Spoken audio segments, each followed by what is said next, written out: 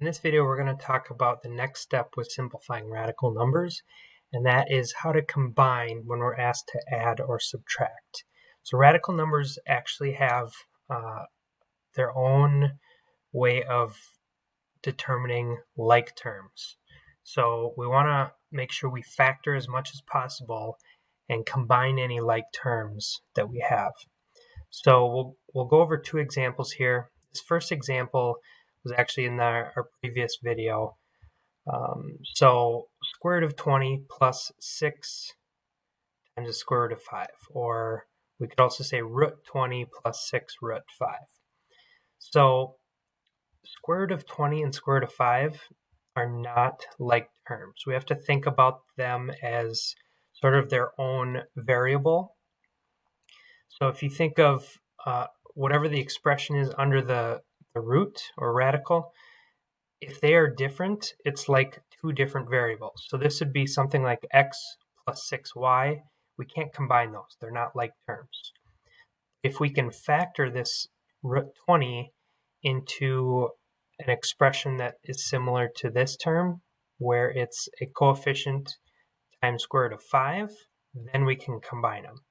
So in the previous video, we factored this into 2 root 5, because remember 4 times 5 is 20, and since 4 is a perfect square, we take square root of 4, and we get 2 times square root of 5. Now that we've got radicals with the same expression underneath, these would be like terms, and so the coefficient is basically the only thing we're adding. So if we think of this like 2x plus 6x, we get 8x. So in this case, we would get 8 root 5 as our final answer. Okay. So this next example, we'll just throw a subtraction in there, and we also have variables. So give this a try. If the variable is throwing you off, think about it without the x in there and see what you get. Try to do it with the x in there on its own. And then, put that together. So first off, I see that they are not like terms because everything inside the radical is different in each term. So I got to factor them out and see what I can do. So everything we're doing with radicals and a lot of things we do in math in general is we want to simplify as much as possible and see if there are any other steps we can do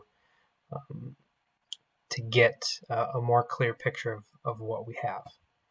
So the first one, and again, we're trying to factor out perfect squares. I could factor 28 into 2 and 14, but that doesn't help me simplify my term.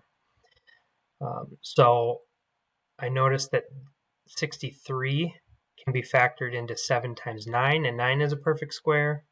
28 we can factor to 4 and 7, and 4 is a perfect square. So square root of 9 is 3. I can't take square root of 7 or x